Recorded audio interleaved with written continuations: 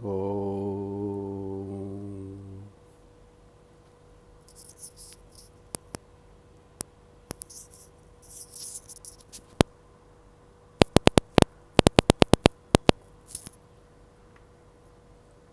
ఈరోజు మనం సాంఖ్యయోగంలో ఇది రెండవ సగభాగాన్ని మనం విచారణ చేద్దాం. ఇదివరకు విచారణ చేసిన సాంఖ్యయోగంలో సంక్షిప్తంగా కృష్ణ భగవానుడు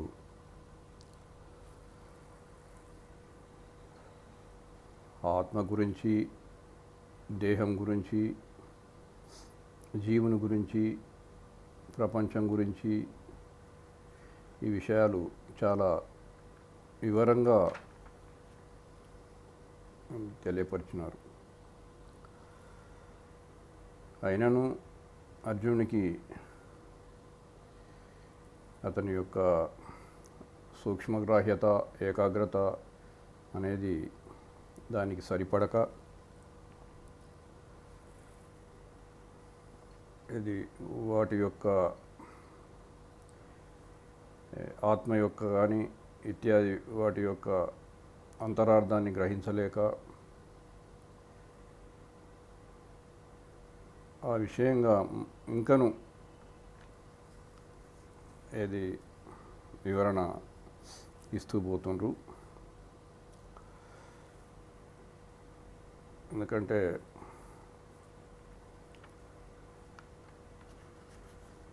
జ్ఞానం గురించి ఎంత వివరణ ఇచ్చినా అది అనంతమైన విచారణ విషయానికి సంబంధించింది. ప్రతి జీవుడు తన తుది శ్వాస వరకు ఆత్మవిచారణ సాగిస్తూనే తన శేష జీవితాన్ని కానీ ఇది గడపాల్సి ఉంటుంది. ఈ ఆత్మవిచారణతోటి మన స్వరూపస్థితి యొక్క అవగాహన, మన నిజస్థితి అవగాహన అనేది పెంపొందుతూ ఆ నిజస్థితిలో సంస్థితులం కావడానికి దోహదకారి చేస్తూ ఉంటుంది. అది ఒక గురుముఖత, ఒక ఆ అనుభవం ఉన్నటువంటి వ్యక్తితో మనం సత్సంగ ద్వారానే దీన్ని గ్రహించగలం అనే విషయాన్ని ఇదివరకు చెప్పిన ఇది మనం విషయం మనకు ఇది అవగాహన అవుతుంది. ఇంకను ఇది అతని మనో దౌర్బల్యం గురించి తెలియపరుస్తూ ఈ విధంగా నువ్వు ఏది యుద్ధం నుంచి విరమణ చేస్తే నీ యొక్క సామర్థ్యాన్ని నిందించడం, నువ్వు అందరి దృష్టిలో ఒక చులకన కావడం, నీకొక పిరికివాడవని నిన్ను ఏది యుద్ధం నుంచి పారిపోయిన పిరికివాడవై ఉన్నట్లు అందరూ నిన్ను ఒక రకంగా హేళన చేయడం,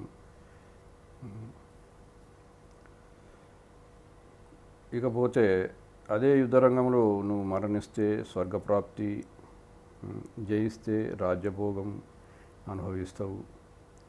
అందుకై నువ్వు కృతనిశ్చయంతో యుద్ధాన్ని చేయాల్సిందే. ఎందుకంటే ఈ యొక్క ద్వంద్వాలకు ఇది ద్వంద్వాలను సమానంగా భావించి జయాపజయాలు, లాభనష్టాలు, సుఖదుఖాలను నువ్వు యుద్ధానికి సన్నద్ధుడవు కావాలి. ఈ యొక్క సమస్థితిలో నువ్వు యుద్ధం చేసినట్లయితే నీకు దాని ఎడల వచ్చినటువంటి పాపాలు అంటవు. ఇది వరకు నేను నీకు ఇంతవరకు జ్ఞానయోగ మార్గాన్ని ఆ యొక్క విషయాన్ని తెలియపరిచిన. ఇప్పుడు నేను కర్మయోగం గురించి కూడా కొంత వివరిస్తా అని ముందుకు తీసుకెళ్తుంటాను. అదేంటిది, నువ్వు ఏ కర్మ చేసినా ఇది కోరిక లేకుండా ఫలితాన్ని ఆశించకుండా నువ్వు చేసినట్లయితే నీకు అది ఏ ముద్ర పడదు, ఆ ఫలితంపై నీకు ఏమాత్రం వచ్చినటువంటి యొక్క లాభం నీకు ఏ వాసన కలిగించదు. అది నీ వచ్చే జన్మలకు కూడా వాసనాక్షయం అవుతూ అప్పుడు జీవనాశము, మనోనాశము, సాక్షాత్కారానికి దారితీస్తుంది. అది ఈ కర్మ సిద్ధాంతం అంటే నిష్కామ కర్మయోగం యొక్క ముఖ్యమైన విషయం అని తెలియపరుస్తూ, ఇంకను అది కర్మయోగంలో నీకు ఒక రకమైనటువంటి నిశ్చయాత్మక బుద్ధి అంటే నిశ్చల మనస్సు అనేది ఇది కర్మాచరణలో నీకు ప్రాప్తి చెందుతుంది. అంటే శుద్ధ మనస్సు అనేది నీకు వస్తుంది. అంటే నిశ్చల మనస్సు, నీ మనస్సు నీ కర్మను సమర్పణాభావంతో ఆత్మస్థితిలో చేస్తే నీకు మనస్సు శుద్ధి అయి నిశ్చల మనస్సు ప్రాప్తించి అది ఏకాగ్రతకు దారితీస్తుంది. ఆ చంచలం నుంచి వెళ్ళి నిశ్చలానికి రావడానికి దోహదం చేస్తుంది. తదుపరి ఇది మన కర్మఫలానికి నువ్వు ఏమాత్రం ఆసక్తి లేకుండా నీ కర్మలను ఆచరిస్తూ పోతే నువ్వు మోక్షానికి కూడా నీ యొక్క ఇది సుగమమవుతుంది. దానికి గాను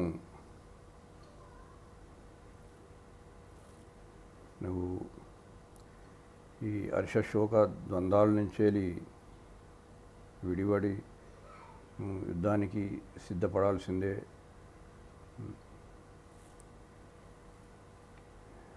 ఇంకను ఇది వేదంలో కర్మాచరణ, కర్మ, భక్తి, ఉపాసన, ధ్యాన, జ్ఞాన అంటే ముఖ్యంగా కర్మ, ఉపాసన, జ్ఞాన ఈ 3 కాండలే ఎక్కువ చెప్పడం జరిగింది. దాంట్లో 75% కర్మకాండ గురించే, కర్మ ఉపాసన గురించే చెప్పడం ఉంటుంది. జ్ఞానం అనేది ఒక చివరికి వేదాంతం అంటే ఉపనిషత్తులలో మనకు తెలియపరిచిండ్రు. ఈ కర్మ ఉపాసనతోటి శుద్ధ మనస్సు, నిశ్చల మనస్సు ప్రాప్తించి ఏకాగ్ర మనస్సు మనకు చేకూరి అప్పుడు ఆ యొక్క ఆత్మవిచారణ మార్గానికి వెళ్ళడానికి సుగమమవుతుందనే విషయం ఆ యొక్క వేదములో, ఆ ఉపనిషత్తుల్లో మనకు వారి వారి అనుభవాన్ని మనకు అందించడం జరిగింది. ఇకపోతే కర్మాచరణలో నీ యొక్క కర్తృత్వ భోక్తృత్వ అనేటువంటి భావన నుంచి కూడా విడివడి నువ్వు కర్మలను ఆచరించినట్లయితే నీకు ఏ ముద్ర, ఏ యొక్క సంస్కారము, వాసన అనేది నీకు పడకుండా, ఏ పాపం అంటకుండా నువ్వు అప్పుడు సమస్థితిలో ఉండి ఉన్నటువంటి స్థితినే ఆ యొక్క కర్మయోగం అంటారు.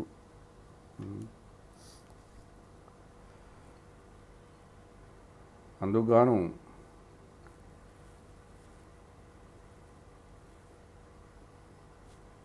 సమస్థితి ఉన్నటువంటి బుద్ధి కుశలురు పుణ్యపాపాలను రెండింటికి అతీతుడై, కర్తృత్వ భోక్తృం నుంచి అతీతుడై కర్మాచరణను ఒక కౌశలంతో అంటే నైపుణ్యంతో మనకు ఆచరించి అట్లా కర్మఫలాన్ని త్యజించి జనన మరణాల నుంచి ముక్తులైతారనే విషయాన్ని నిష్కామ కర్మయోగంలో తెలియపరిచిండ్రు. తద్వారా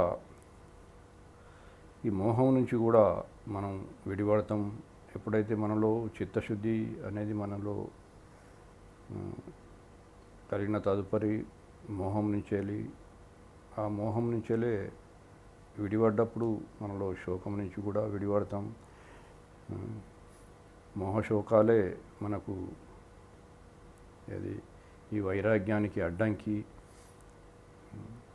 ఎప్పుడైతే మోహశోకాల నుంచి వెళ్ళి విడిపడతామో అప్పుడే మనం వైరాగ్య స్థితి మనకు ఇది రాగలుగుతుంది. తద్వారా జ్ఞానప్రాప్తి జరిగి మోక్షానికి అర్హత అనేది మనం సంపాదిస్తాం. అంటే మోక్షం అంటే ఏదో పొందడమే కాదు, నీ స్వస్థితిని గుర్తించడమే. మనం అంతా ఆత్మస్వరూపులమే. కాకపోతే ఈ విషయం నీకు తెలియదు, నాకు తెలుసు. ఈ జన్మజన్మల పరంపర కూడా నీకు ఎందుకు తెలియదంటే ఈ మోహశోకాలతోటి ఉన్నావు కాబట్టి నీకు తెలియడం లేదు. అంటే దేహభావంతోనే ఉన్నావు కాబట్టి.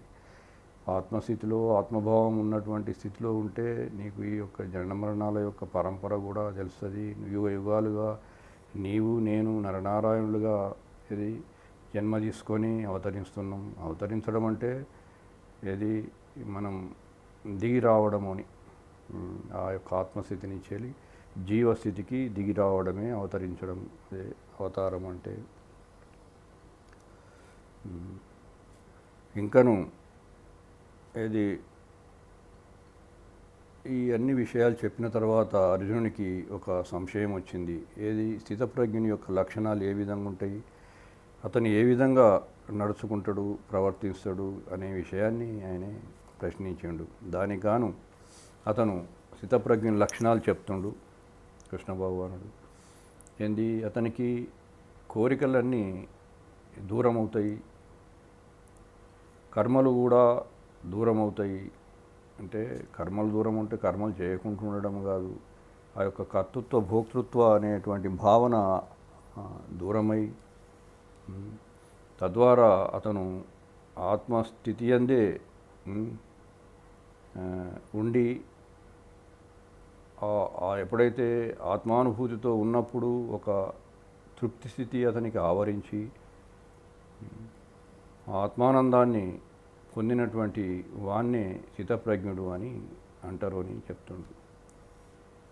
ఇకపోతే ఆ స్థితప్రజ్ఞుడు దుఃఖాలకు కృంగిపోవడం, సుఖాలకు పొంగిపోవడం, కోరికను కానీ భయము క్రోధాన్ని కానీ విడిచినటువంటి వాడు మననశీలుడు. అంటే విచారణపరుడు, అంటే ఆత్మవిచారణలో ఎక్కువ సంలగ్నమై ఉన్నటువంటి వారిని స్థితప్రజ్ఞుడు అంటారు. దేని యందు కూడా మమకారము ఆసక్తి అనేది లేకుండా అనుకూల పరిస్థితులప్పుడు హర్షము, ప్రతికూలమప్పుడు ద్వేషం అనేటువంటి వికారాలు లోను కాకుండా అతను ఆయన జీవన విధానం సాగిస్తూ ఉన్నటువంటి వాడిని స్థితప్రజ్ఞుడని. ఇకపోతే ఆయన విషయవాసం నుంచి వెళ్ళి విడిపడి, అంటే విషయవాసంలో అతనిలో నిద్రాణమై అప్పుడు అన్ని కర్మలయందు అతని బుద్ధి స్థిరముగా, అంటే స్థిర బుద్ధితో అతను కర్మలాచరిస్తూ, స్థిర మనస్సు, స్థిర బుద్ధి, నిశ్చల మనస్సు ఇవన్నీ పర్యాయ పదాలు. ఎప్పుడైతే నిశ్చల మనస్సుతోటి మన కర్మాచరణ ఉంటుందో అప్పుడు ఆ యొక్క పని కూడా చాలా ఫలవంతం అవుతుంది. మళ్ళీ ఈ యొక్క ఈ ఇంద్రియ వాసనలు కూడా ఈ ఇంద్రియాలే గ్రహిస్తున్నాయి. అంటే ఈ యొక్క ఇంద్రియ వాసనలు కూడా అతను లోను కాకుండా ఇంద్రియాలను ఒక సాక్షిగా చూస్తూ ఆ యొక్క అంటే జ్ఞానేంద్రియాలు, ముఖ్యంగా జ్ఞానేంద్రియాలకు అతను వశుడు కాకుండా అతనికే జ్ఞానేంద్రియాలు స్వాధీనంలో ఉంటూ, ఎప్పుడైతే మన మనస్సు ఇంద్రియాలతోనే తాదాత్మ్యం చెందుతుందో అప్పుడే మనలో ఆలోచన, కోరిక, కర్మ, ఫలము, తద్వారా వాసన, ఆ వాసన రీత్యా జన్మ, ఈ విధంగా జన్మ పరంపర మనకు కొనసాగుతుంది. ఎప్పుడైతే మన ఇంద్రియాలు మనకు స్వాధీనమవుతాయి, మన మనస్సు మన అదుపులో ఉన్నది అని అంటే జన్మ పరంపర నుంచి అది విడిపడిన వాడు అవుతాం. అంటే జన్మ పరంపర అంటే ఏదో వేరే ఏం కాదు, మనము ఆ దేహభావం నుంచి వెళ్ళి విడిపడడం. దేహభావం ఎప్పుడైతే ఉంటుందో ఈ సుఖ దుఃఖాలు, లాభ నష్టాలు, శోకమోహాలు ఇత్యాది గురై ఈ జన్మను మనం ఇది సరి అయిన రీతిలో ఆనంద స్థితిలో అనుభవించలేం. అనే విషయం మనకు ఈ అవగాహనకు వస్తుంది. జన్మ ఇప్పుడు అదే స్థితప్రజ్ఞ స్థితిలో ఉన్నటువంటి వానికి ఎన్ని జన్మలు వచ్చినా ఏమొచ్చినా అతను ఆనందంగానే అతను ఆ జన్మలో జీవిస్తూ ఆ ఆత్మానుభూతి ఆత్మానందం పొందుతూ లోక కళ్యాణార్థం అతను తన తోచిన రీతిగా అది తోటి వారిని తరింపజేయడంలో దోహదకారి అవుతాడనే విషయం శాస్త్రం చెప్తుంది. ఎందుకంటే ఈ ఇంద్రియాలే మనకు ప్రమాదాలు. వాటిని నిగ్రహించకపోతే మన మనస్సు ఏది మనకు వశం కాదు, మన స్వాధీనంలో ఉండదు. అప్పుడు మన మనస్సు ఏదైతే ఆత్మతో అనుసంధానం కాదు, మన ధ్యానం కూడా మనలో ఏర్పడదు. ఎప్పుడైతే మన మనస్సు స్వాధీనమవుతుందో, ఇంద్రియాలు మనకు స్వాధీనమవుతాయో అప్పుడే మనం ధ్యానం చేయడానికి కానీ మనకు ఒక అర్హత అనేది వస్తుంది. అప్పుడే స్థిరబుద్ధి మనలో కలుగుతుంది. ఇకపోతే కోరికలు కూడా దూరం అవుతాయి. ఆ కోరికలు ఒకవేళ మనలో కోరికలు ఉన్న యెడల కోరికలతో మనకు ఒక క్రోధం అనేది వస్తుంది. ఆ క్రోధంతోటి మోహం కలుగుతుంది. మోహం తద్వారా మన విచక్షణ కోల్పోతాం. మన బుద్ధినాశము అంటే మన జ్ఞానశక్తి అనేది నశిస్తుంది. మనకు ఇది అనుభవంలో ఉన్న విషయమే. ఎప్పుడైతే మనం క్రోధానికి గురవుతామో మనలో విచక్షణ కోల్పోయి ఆ యొక్క స్మృతి అంటే మన జ్ఞాపకం అంటే నీ యొక్క మానసిక స్థితి నుంచి వెళ్ళి విడిపడి నీ మనస్సు ఏ విధంగా ఉన్నదనేటువంటి విషయంను తెలుసుకోకుండా ఒక రకంగా డిస్టర్బ్ అయ్యి అప్పుడు నీ యొక్క జ్ఞానస్పృహ అనేది అంటే స్థిర బుద్ధి అనేది లోపించి పతనమయ్యే అవకాశం ఉంటుంది. ఆ విషయంగా నీ మనస్సును ఎప్పుడైతే స్వాధీనం చేసుకుంటావో అప్పుడే నీలో రాగద్వేషాలు దూరమై అప్పుడు నీ ఇంద్రియాలు నిద్రాణమై నీ మనస్సు శాంతి అనేది లభిస్తుంది. తద్వారా ఎప్పుడైతే మన ప్రసన్నత మనకు పొందిన తర్వాత అప్పుడు దుఃఖాలు అనేటివి దూరం అవుతాయి. అదే అతన్ని ఎప్పుడైతే ఆ ప్రసన్నత మనది ఎప్పుడైతే కలిగిందో మనలో అప్పుడు అన్ని విషయవాసన నుంచి వెళ్ళి దూరమై ఆత్మ సంస్థిత స్థితి అందే అతని మనస్సు లగ్నమై స్థిరమై ఎప్పటికీ ఆ ఆత్మానందాన్ని అనుభవిస్తూ ఉన్నటువంటి వాడే స్థితప్రజ్ఞుడు. ఇకపోతే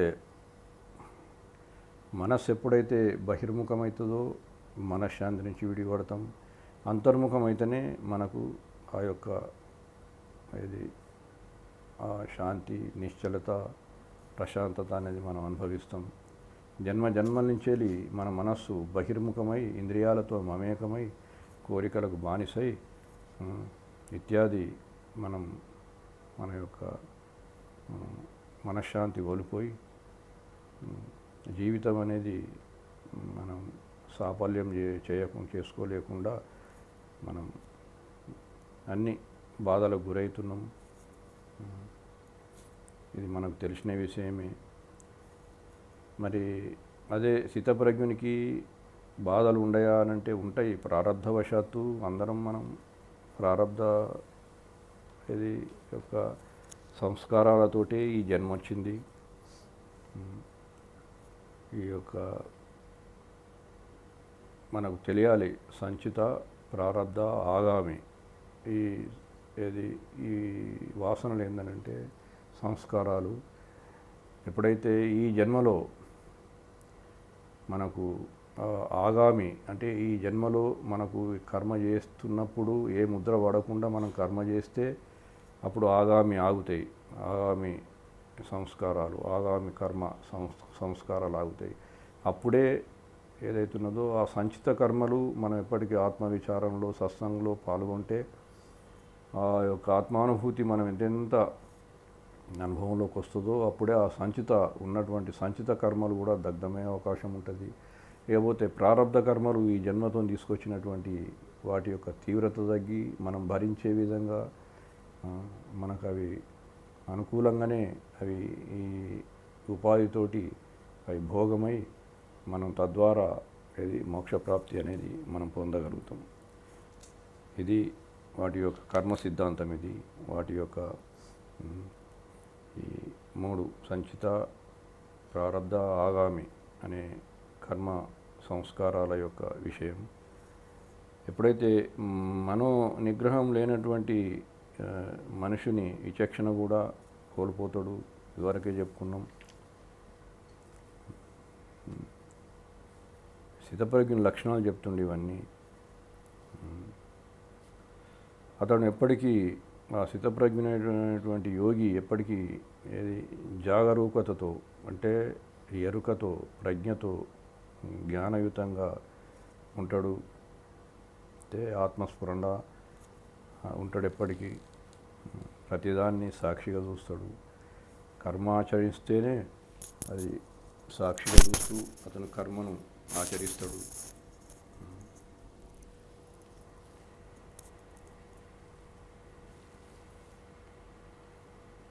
లేకపోతే అజ్ఞాన స్థితి అనేది మనకు ఆవరించి ఆ దేహభావంతో మనం సతమతమై ఈ జీవితాన్ని మనం వృధా చేసుకుంటాం. మళ్ళీ ఏది ఆ స్థితప్రజ్ఞ లక్షణాలు ఇంకా చెప్తూ సముద్రాన్ని ఉదాహరణ ఇచ్చి, సముద్రం ఏ విధంగా అన్ని నదులను ఏది నిశ్చలంగా స్వీకరిస్తుందో అతను కూడా అన్ని సమస్త విషయాలను, సమస్త వికారాలను, సమస్త అన్ని కర్మలను కూడా ఆ విధంగానే ఆయన స్వీకరించి ఎట్టి వికారానికి లోను కాకుండా అతను పరమ ప్రశాంత స్థితిలో ఉంటాడు. అతనికి అనుభవించాలనేటువంటి ఆసక్తి కూడా ఉండక శాంతినే ఎప్పటికీ శాంత స్థితిలో ఉంటాడు. కోరికలను కూడా దూరం అవుతాయి. మమతాహంకారాలు కూడా వాటి ఏళ్ళ స్పృహ లేకుండా అటువంటి వానికి శాంతి అనేది లభిస్తుంది. తద్వారా అతను బ్రాహ్మీ స్థితిని అంటే బ్రహ్మలయ స్థితిని అతను పొంది బ్రహ్మప్రాప్తి పొందుతాడనే విషయాన్ని స్థితప్రజ్ఞుని యొక్క లక్షణాల్లో చెప్తూ చివరికి బ్రాహ్మీ స్థితి యందు స్థిరమవుతాడు. తద్వారా ఆత్మానందం పొందుతాడనే విషయాన్ని చెప్తూ ఈ యొక్క అధ్యాయాన్ని ముగించారు. అంటే మామూలుగా ఇది 72 శ్లోకాలు ఉన్నాయి ఒక అధ్యాయానికి. మనం దీని వివరణ మనం కొంత మనం విచారిస్తే అర్థమయ్యేది ఏంటంటే కర్మ, భక్తి, జ్ఞాన ఈ 3 మార్గాలు దీనిలో వివరించిండు. కర్మ ద్వారా మనకు శుద్ధ మనసు ప్రాప్తి చెంది, భక్తి ద్వారా అంటే భగవంతుని శరణాగతి అయితే అప్పుడు ఏకాగ్రత మనలో పెంపొంది, ఈ రెండిటితో శుద్ధ మనసు, ఏకాగ్ర చిత్తం రెండిటితో ఆ యొక్క జ్ఞాన మార్గానికి తీసుకెళ్ళి అప్పుడు మోక్షప్రాప్తి జరుగుతుంది అనే విషయాన్ని మనకు సూక్ష్మంగా ఈ అధ్యాయం ద్వారా తెలియపరిచి అతనికి ఈ యొక్క జ్ఞాన మార్గాన్ని అతనికి, ఎందుకంటే అతని ఫస్ట్ మోహస్థితిలో అజ్ఞాన స్థితిలో, మోహం అంటే అజ్ఞాన స్థితిలో ఉన్నాడు కాబట్టి ఆ విషయంగా విషాదానికి గురైండు మొదటి అధ్యాయంలో. ఆ విషాదాన్ని తీసివేయడానికే ఈ యొక్క జ్ఞాన మార్గాన్ని వారికి అందించారు. అంటే ఒకేసారి మనం ఆ యొక్క అజ్ఞానం పోతుందా అంటే ఆ విషయంగా ఇంకెంతో ఈ 2 అధ్యాయాలతోటే మన భగవద్గీత అనేది సమాప్తమవుతుంది. ఇది ఆ యొక్క విజ్ఞత ఉన్నటువంటి ఆ అధికార యోగ్యత ఉన్నటువంటి వ్యక్తి అయితే మామూలు అర్జునుడు మామూలుగా ఏదైతే ఉన్నదో అందరూ మనం ఎలాగున్నామో ఆ విధంగానే ఉన్నాడు కాబట్టి మానవునికి సంబంధించిన ఎట్లా మానవులు ఎంతవరకు వారి యోగ్యత ఉంటుంది అంటే 3 రకాలు ఉంటారు: ఉన్నతులు, మధ్యములు, అధములు. ఉన్నతులనంటే వారి యొక్క ఉపనిషత్ జ్ఞానంతో వారు ఆ యొక్క మోక్ష ప్రాప్తి ఉమ్, చెందుతారు.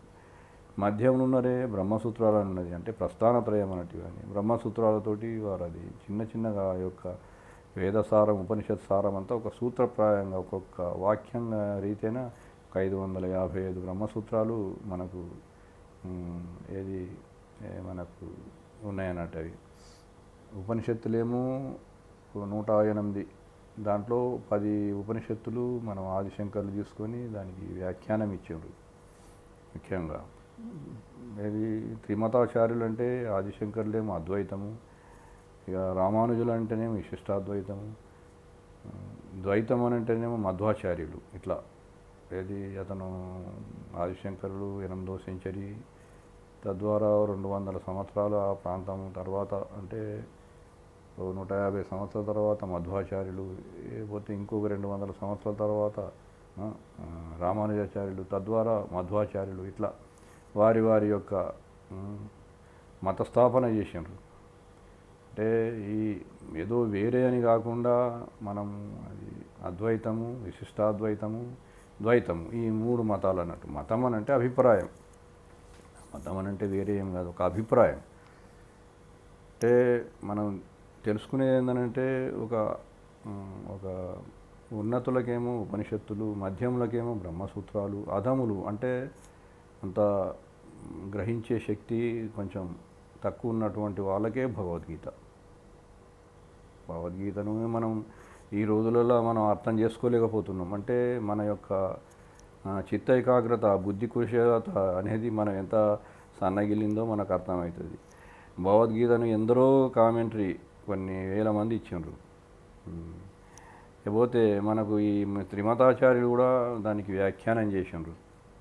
అది భగవద్గీతకు, ఉపనిషత్తులకు, బ్రహ్మసూత్రాలకు అన్నిటికీ వ్యాఖ్యానం చేసిండ్రు. సరే, మనకు అందుబాటులో చాలామంది వేదాంతులు ఉన్నారు. ఇప్పుడు నేను గత 10 సంవత్సరాల నుంచి నేను ఎల్లంరాజు శ్రీనివాసరావు గారని ఆంధ్రుడు, విజయవాడ, అతను రిటైర్డ్ లెక్చరరు, తెలుగు లెక్చరరు. అతను స్వయం కృషితోటి, ఏ గురువు అని కాకుండా స్వయం కృషితోని అతను సంస్కృతం నేర్చుకొని ఏదైతే మనకు శంకరాచార్యుల భాష్యాన్ని బాగా ఊటంకిస్తూ అవపోసనం చేసి అహోరాత్రులు సుమారు ఆయన 87 సంవత్సరాలు జీవించి, దాంట్లో 50 నుంచి 50 సంవత్సరాలు ఆయన కృషి, ఆయన వేదాంత సభలు పెట్టి